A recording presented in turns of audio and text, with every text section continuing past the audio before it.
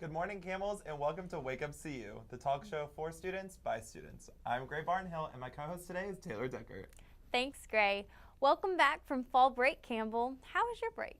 It was pretty good. I got to go home for a couple days, and then I came back here, and I worked both soccer games on Saturday, which sadly we lost both of them, but the girls and guys both played really hard. So it was good, and yesterday I was just kind of relaxed, did some homework. So yeah, how about you? How was yours? Some lovely homework. I went to a wedding. I was in a wedding.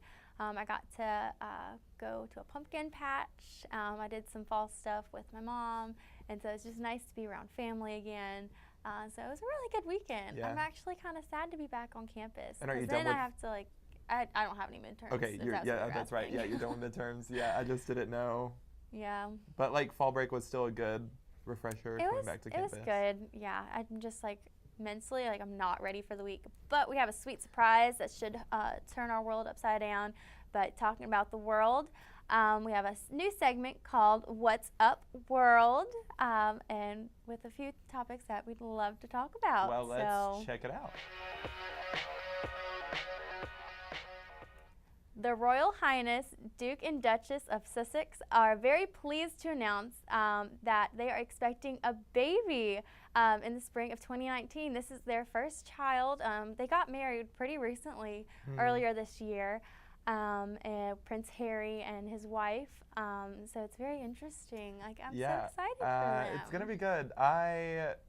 I think it's interesting. I don't follow the royals very much, but I know we talk about it every time something royal happens. Yeah, I mean it's big news. Yeah, it's exciting.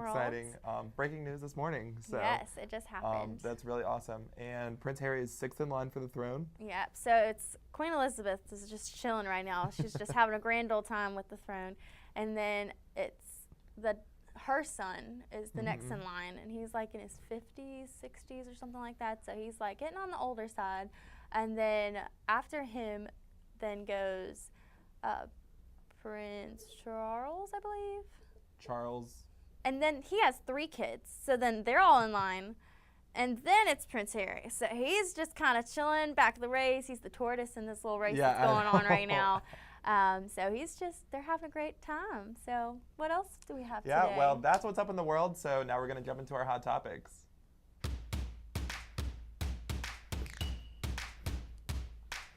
So last week was the American Music Awards. Yes, and was. Taylor Swift made history at the American Music Awards. Favorite. She became the most decorated woman in AMA history. She won Tour of the Year, Favorite Pop Rock Album, Favorite Pop Artist, and Artist of the Year. She now has 23 AMAs, which is more than Whitney Houston, who has 21. Some other winners are New Artist of the Year, Camila Cabello. She was also the opening act for Taylor Swift's tour. I went on to her tour in Atlanta, so I know that kind of stuff. The favorite male artist, rap hip hop, was Post Malone. Oh, such a good. The favorite artist for female rap hip hop was Cardi B. Oh, so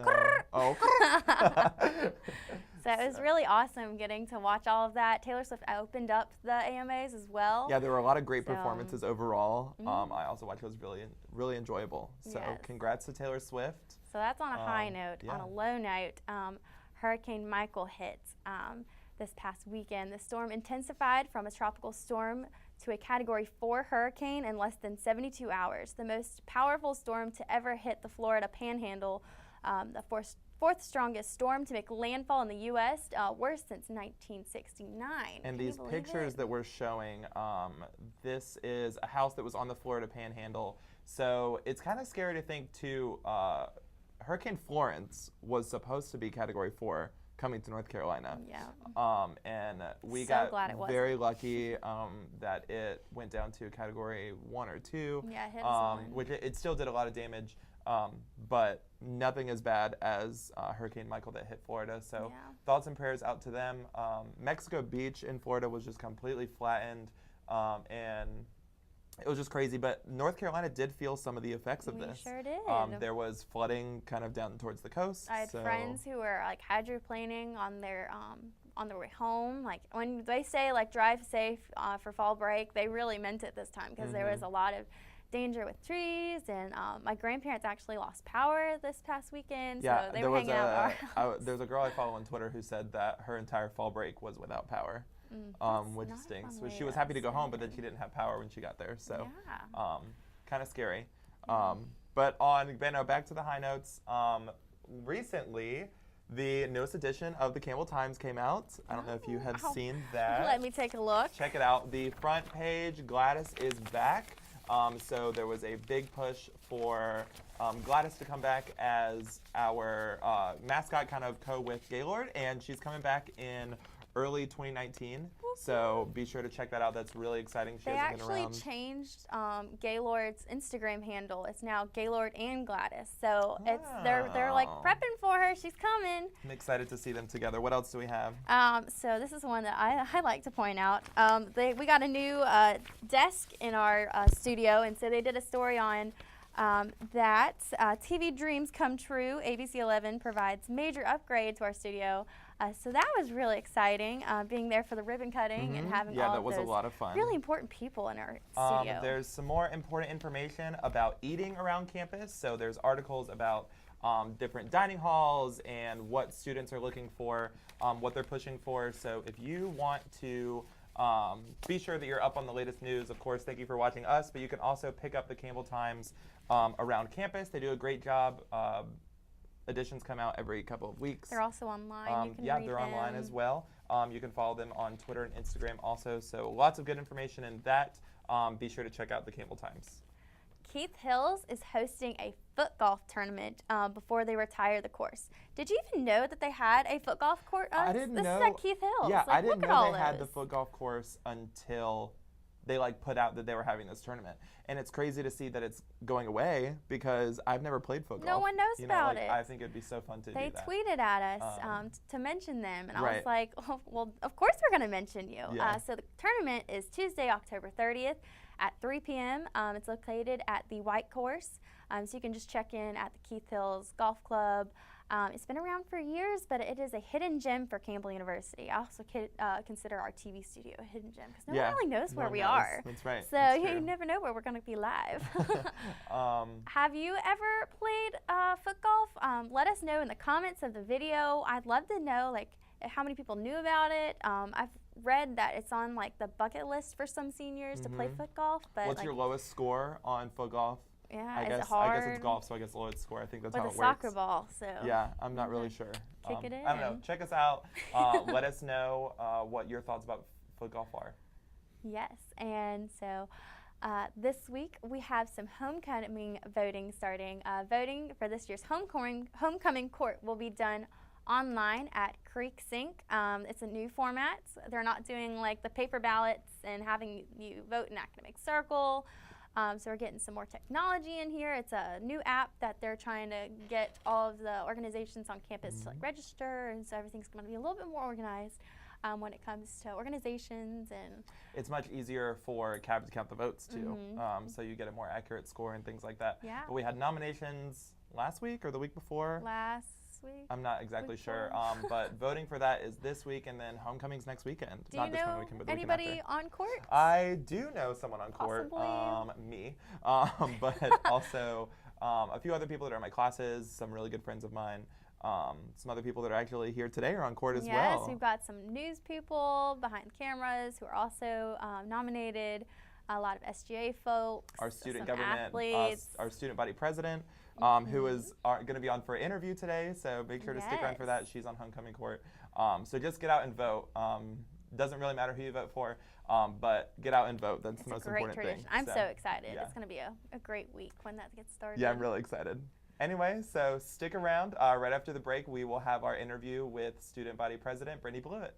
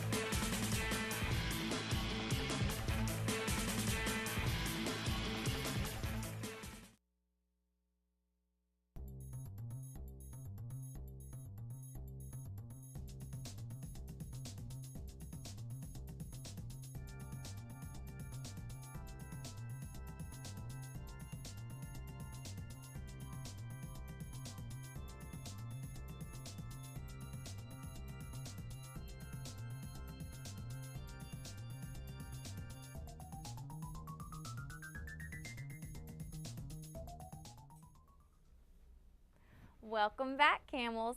Here with us today is Brendy, the SGA president. Thanks for coming to the show today. We're real excited to have you. So what is your role in SGA? So my official title is the executive president of SGA, which is just a fancy way of saying student body president. So I represent the student body and the Student Government Association as a whole. Very nice. What is SGA's role on campus?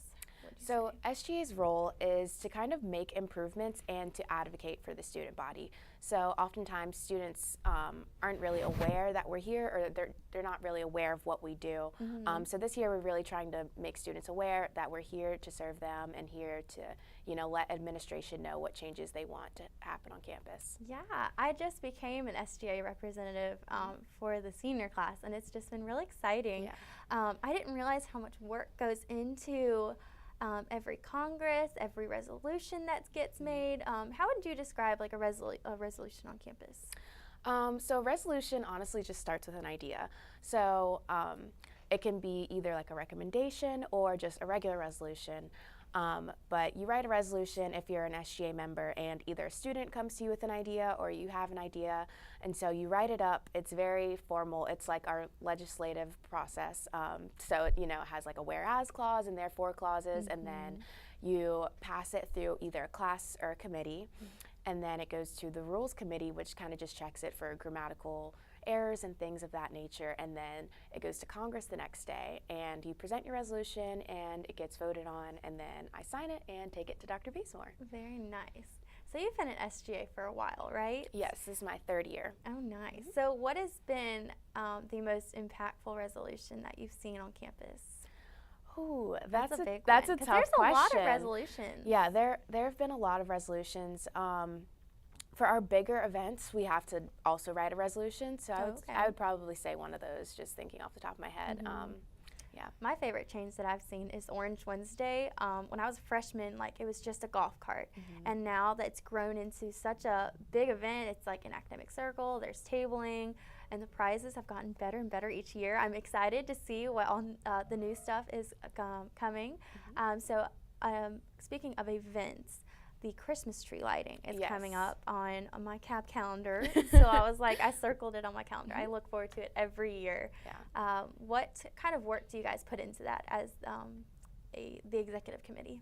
So this year we're actually doing something new. We actually put out a survey on our Instagram and our Twitter.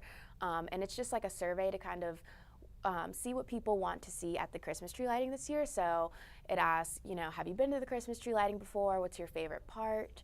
What kind of foods do you want to see there? What kind of activities? So hopefully we're going to take some of those we're going to review some of those responses this week and kind of see what people want, what new things people want to see, because we're always trying to make improvements with each year. Yes, I love the Christmas tree lighting and the t-shirts. Yes, the t-shirts and hopefully are good. Now that it's getting colder, it'll be nice and cool outside and none of this humidity. So there's also a new event coming up in January, correct? Yes, in January. The dance marathon, I believe. Yes, so we're doing our first dance marathon, so it's our inaugural year. We're very excited. And what dance marathon is, it's basically a 6 to 24-hour event. Ours is 6 hours because it's our first year. And it's on January 25th from 5 to 11 p.m. And you don't have to be there the whole time. We're going to do 1-hour shifts. And you just have to be standing the whole time that you're there. And so it's a fundraiser to benefit Duke Children's Hospital, which is affiliated with Children's Miracle Network hospitals. Nice. That's exciting. I believe I registered already. Yes. So are the links still up for people to register? Yes, the links are still up for people to register. It is a $10 registration fee, which goes directly towards our total fundraising goal of $10,000.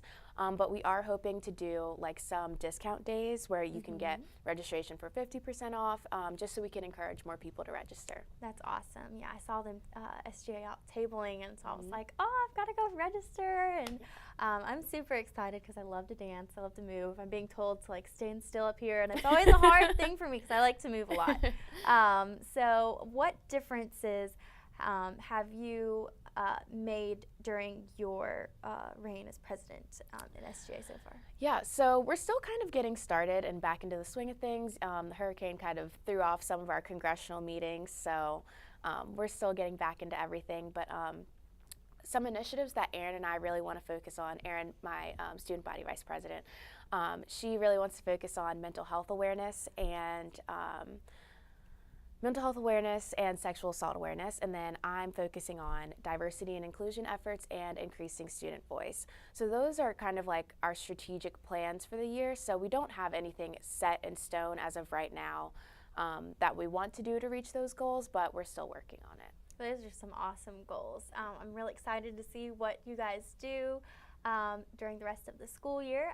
So thanks again. We really appreciate you coming on today. Stay tuned because we'll have your Campbell News Minute right after this.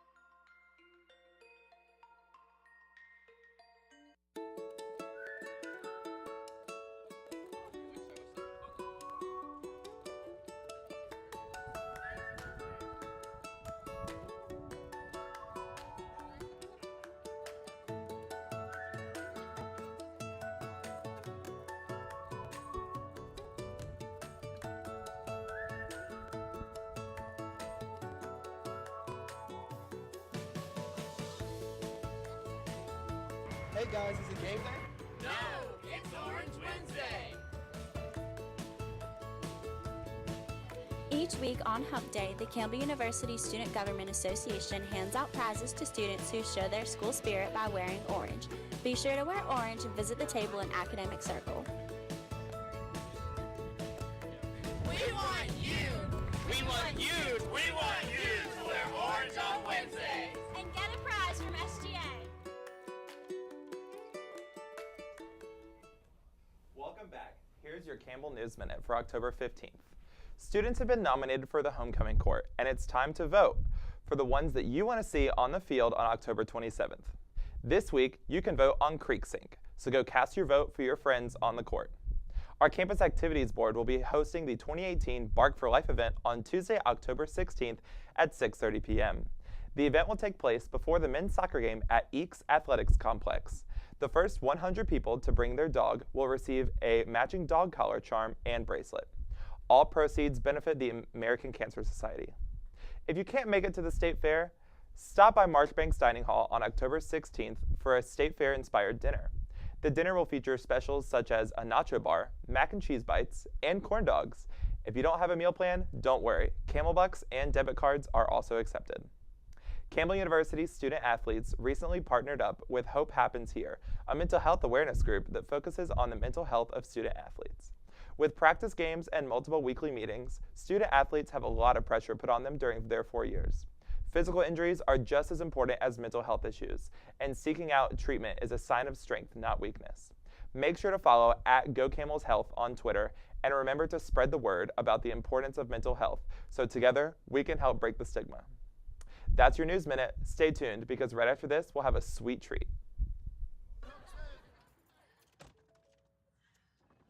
Hi. Hoping for a crisp breeze to help keep you alert. Oh, he took a sip of water too. That'll probably help. You were probably going to turn down the radio too, so you could focus, right? Probably okay isn't okay. Right? If you see a warning sign, stop and call a cab, a car, or a friend. I think the water line is what really drove it home. I blew on him. Hey, look, it's those guys. Are you good to drive? I'm fine. How many did you have? I should be fine. You should be. Go and step out of the vehicle for me. See ya, buddy. Good luck. So turns out, buzz driving and drunk driving, they're the same thing, and it costs around $10,000. So not worth it.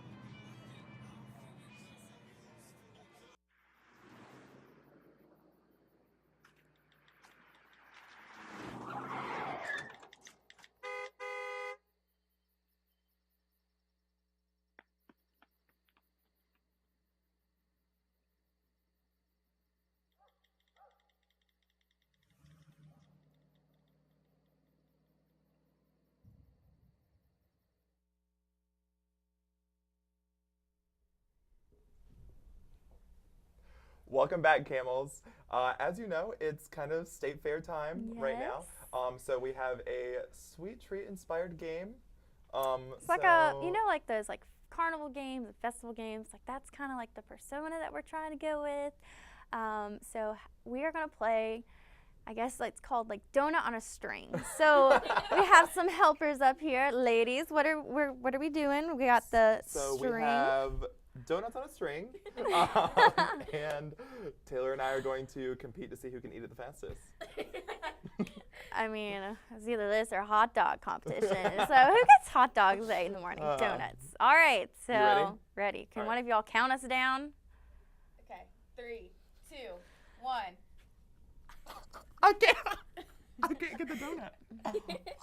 It tastes really good. I can't get the donut. Taylor's killing it. This is so hard. I can't. I can't do this. You got it. This is so bad. You haven't even eaten the donut yet. Oh no. Taylor's winning. Oh wait, I feel his pain now. Just I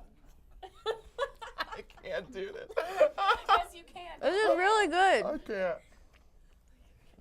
Oh, there you go. I think Taylor's still winning a little bit. I have to take a water break. So confident she could take a break.